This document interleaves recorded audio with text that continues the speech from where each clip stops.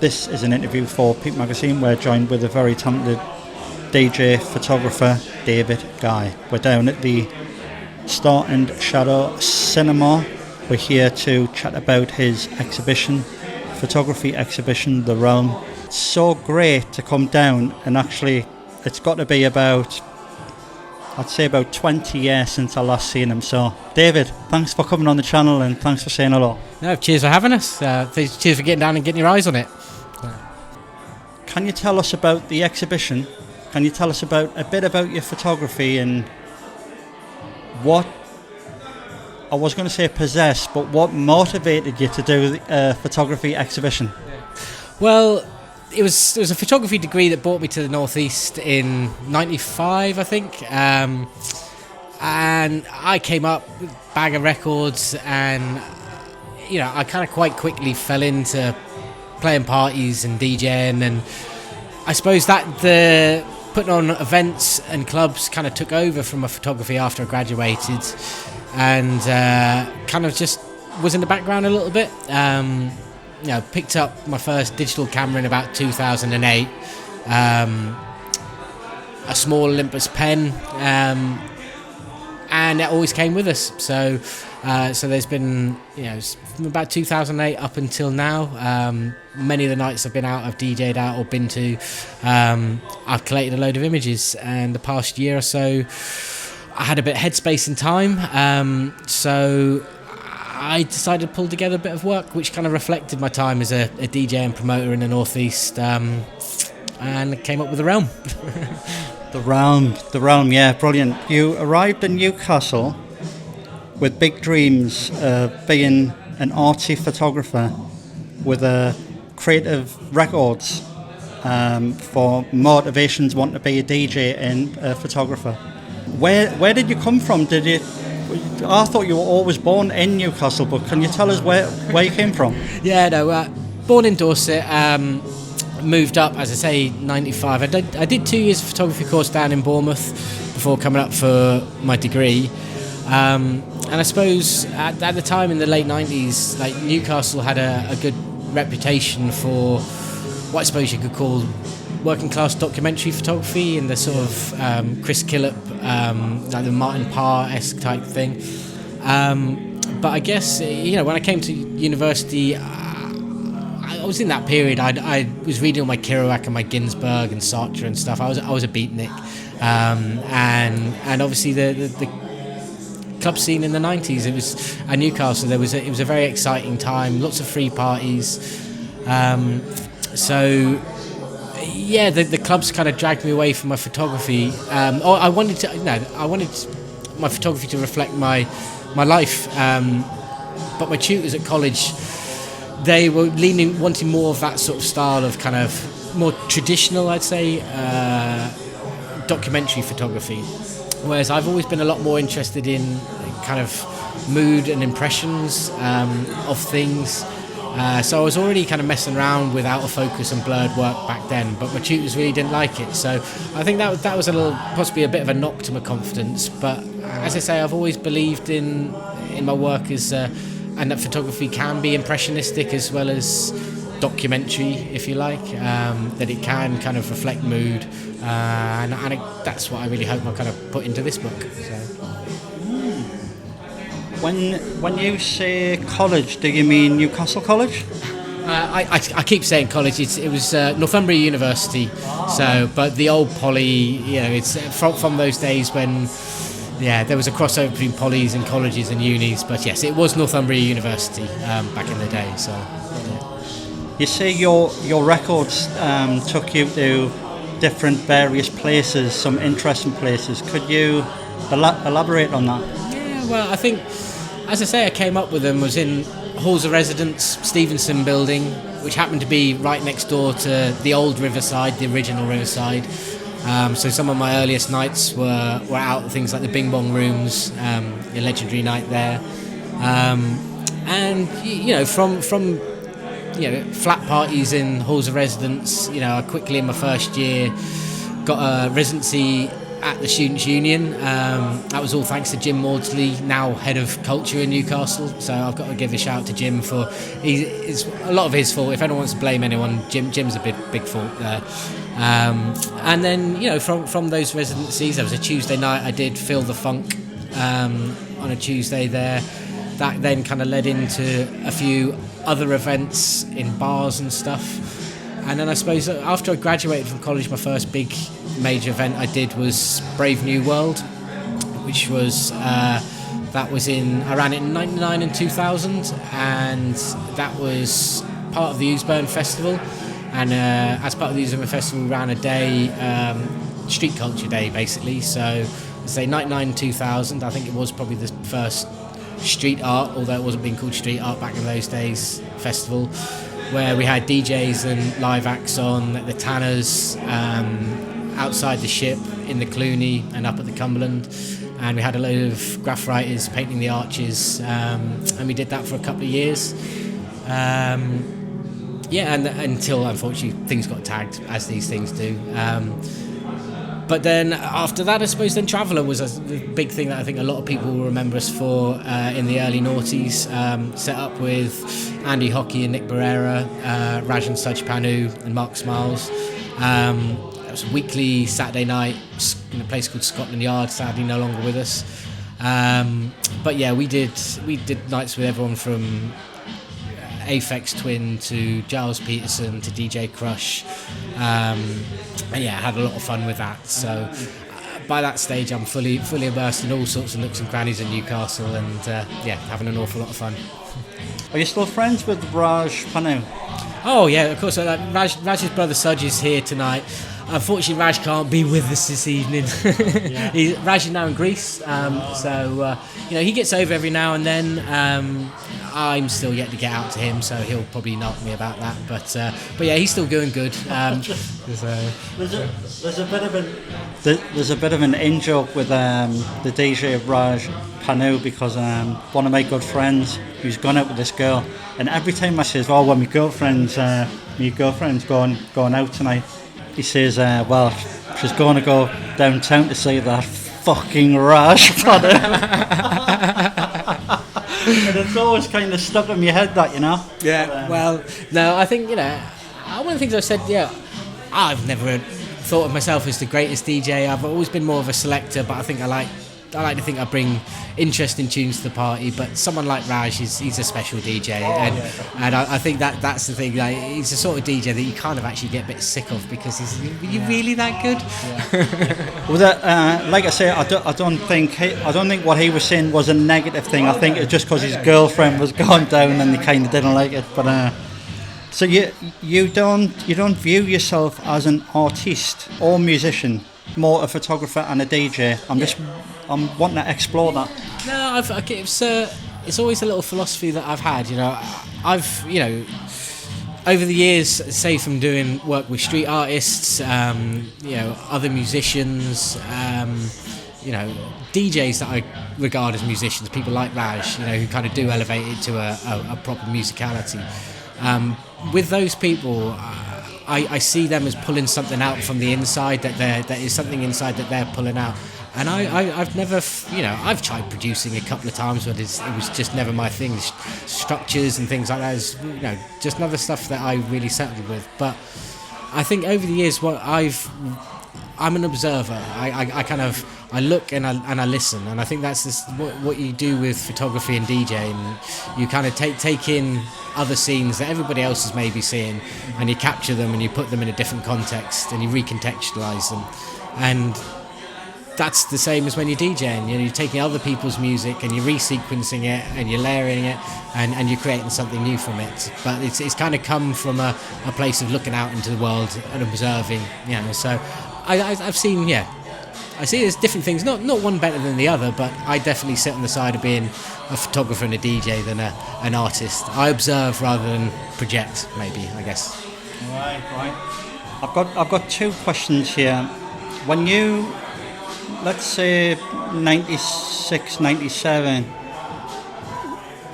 did you find people thought a bit obscure. You're walking around with a camera, walking around in clubs with a camera, walking around at parties with a camera, because I remember us both being at an exhibition, I think it was called The Kitchen, in town, and we both had cameras, and it wasn't frowned on, but it was kind of, do you know when, if someone looks at you if you're wearing an extremely strange hat? Yeah. Did you ever get that? But now it's second nature to have a camera. Yeah, I think there's kind of, again, when I came away to university, I think this is the other. It was both photography and DJing were still very much analog. You know, you kind of, to be a DJ, you had to have hunted out those records. You had to part with your money to build that collection. And the same with photography. You had to buy film, put it through, process it, and they all cost money. So I think ultimately, like when I was at college, that was another big part of it, is trying to balance the finances of a vinyl addiction and putting film through a camera.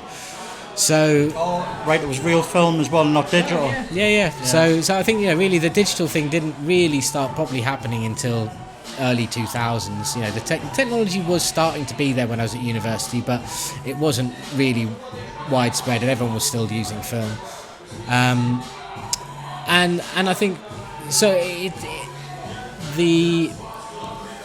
Being able to university, everyone can access music and things now. Everyone can take pictures now. So in some respects it kind of takes away a little bit from the art form, but I think it's created much more interest in people, and it kind of pushes you to kind of create and be even more original. And again, maybe that's kind of what pushes me down the direction I do go with some of my blurry abstract work. You're not focused on technical finesse, as you put it, but more capturing an impression, suggestion. I think, again, like I say, I've been around so many super talented people who have grafted, and I know, like, people who know Raj. He wasn't a hip hop DJ, and then he disappeared for a year. No one saw him, and he came back and he was the best turntablist the North East has ever seen. But that took dedication and craft from him. I guess I don't really have that patience. I love my photography, I love my film, I've done AV projects, I'm motivated by street art, so I jump around lots. So I think with my photography, in the same way as my DJing, I'll play from jazz to hip hop to electronica to bass bits, and try and find how joining the dots. The Giles Peterson thing was the way he always used to put it, and I guess that's the thing. The little musical journeys about how these things all join up, and I've always been a big fan of a real soul in music. So someone like Chet Baker, the jazz trumpeter, he was never the greatest jazz technical trumpet player. He was his voice. His voice got worse and worse over the years, but nobody can argue with the soul or the beauty in Chet Baker's music. And again, he's a one of those beatnik icons, I suppose. So that's the thing. To me, I'm not bothered by pixel peeping or having everything in focus. It's if the image can evoke a feeling for you, and whatever that feeling is, then at least I've evoked something in the viewer, and I think that's what I'm aiming to do. If I can spark a little memory, or do you remember that night, or I can remember feeling a bit like that, and do you remember that night in that place? Those little memories I'm trying to spark. Yeah. So has this exhibition, this book, The Realm, is this an amalgamation of, say, 20 years of work that you've kind of, why has it taken 20 years? Has it something? Is it because you've been collating them over the years, or? Well, like I say, I think that the university experience kind of knocked my confidence a little bit, right, to a certain degree. But equally, when say the days of doing Traveller, that's running a club like that, doing weekly things. It's a full-time job in and of itself, and I think it's kind of difficult to split your passions. If you want to really focus on one thing, you've got to focus on one thing. So I suppose really for me, it was a lockdown thing, like for a lot of people, stopped a lot of the event work that I was doing at the time. and I moved to Northumberland, moved out to the countryside, and I think that, it's going to be my 50 later on this week, celebrating that again this weekend, and I know you shouldn't, but there's almost a time when you feel like, well, is it starting to be a bit too old for playing parties and things?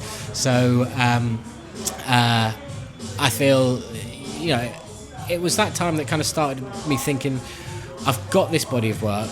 I'd started doing a lot more landscape work, and that's another massive passion of mine. That's actually kind of one of the areas that I started in. And living out in Northumberland and the beautiful coastlines, I think my next book is going to probably look very, very different to this, but it did actually kind of make me appreciate the life that I had in Newcastle. And yeah, as I say, the book is a homage to my time in Newcastle, the people, the places. There's references to many, many, many different venues and nights out. So yeah, it's a thank you to those years. So. Yeah, some people have got a diary. You've got a collection of It's absolutely great, mate. Yeah, so this is quite interesting because we hadn't spoken for years, and then I seen a comment from the Chronicle, and it was explaining Ousbourne to host Newcastle's first street art festival. And I just think it was maybe not to annoy anybody, but I want to ask your opinion on this, because you quite rightly commented on the post saying not the first, but I just wonder if you could elaborate on that, because you've been there from the start, and I think it's only right that you kind of... I've got to first say, I'm not a writer, I'm not a graph writer, I've just been a champion of the scene, and I still continue to be, and I know the recent festival was, a lot of my good close pals painting there, and they really have. They've got a brilliant selection of some of the North East's finest paintings there. But as I say, there is history in the city, and kind of if you go around saying that you're the first thing, and you're not. So it's not any kind of massive ego thing on me, but I suppose some of it could be on the Chronicle. Really, I think somehow how they write, and I think sometimes they're a bit notorious for not doing their research properly. But yeah, I do think like the Ousbourne, the fact that something like that can happen now. I think like back in the late 90s, it was still graffiti, and to most people, it was still vandalism. This is the whole Banksy thing happened about 2002, and that's the moment when I think, for the general public, for years, the subculture of came from kind of hip hop and the whole Mo Wax, the amount of people that Futura 2000 get inspired and what have you through all those works, proper street artists on the street were. They were being appreciated, but it wasn't the mainstream thing that it is now. The councils weren't as agreeable to doing things. It was much harder to put those things on. And over the years, and I'm not saying that I was integral to that, but I was a part of that. Lots of other things have happened. A lot of the venues down in the Ousbourne have supported different artists, paid them to put their work up over the years. There's been other events that have happened down there. So it was just that little comment when they're trying to say that they're the first, and that they were trying to turn Ousbourne into a graffiti destination. It already is. It already is. And that's been happening. That was happening before I was here. It's and that's not down to one individual. That's lots of businesses being tolerant of it. Lots of people being supportive of the work. And yeah, it's great that there is a bigger focus on it, and that finally, the mainstream are kind of catching up, and we're getting events like that. But yeah, just check your histories. Yeah, of course. Beatitude. I'm wondering what that is. It seeks to explore moments, memories, expressions, experiences. Is this an extension of this exhibition, or is it something different? Yeah, so I suppose like Beatitude, I think the realm itself is an imagined narrative of a night out. It's images from 12, 15 more years, but there's a story in the realm. There's more work around that. Regarding my kind of nights out, I've got a lot of photography and hip-hop gigs, I've got a lot of portraiture, I've got other kind of abstract work, but a lot of work that didn't actually fit in the narrative that I've presented in the book. So Beatitude, Beatitude, whichever way you want to kind of look at it, but the kind of ecstatic joy, feeling of beatitude.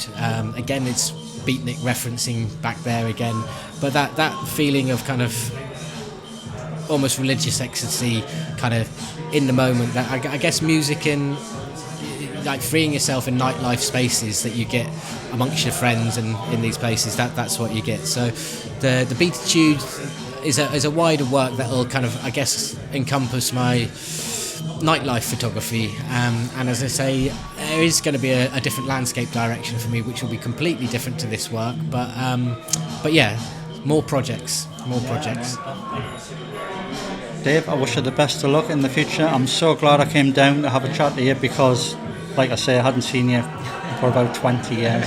I was trying to think the first time we met, but see, I've got a really good memory. And we're both fully involved in the round back then, weren't we? So, yeah, so I think I was playing pool at the Riverside. Okay. And you were with a large group of people. I was chatting to a couple of people in there. That's way back when the Riverside still had the upstairs room for the pool table to be in. Oh no, it was downstairs, wasn't it, the pool table? It was downstairs. I think it might have been downstairs. I don't know if it was before, like when the minis were cut in half and you could sit in the mini. That's way back in the day. Yeah. Brilliant, mate. Thanks a lot for chatting to people. Cheers, bro. Thanks a lot. Peace.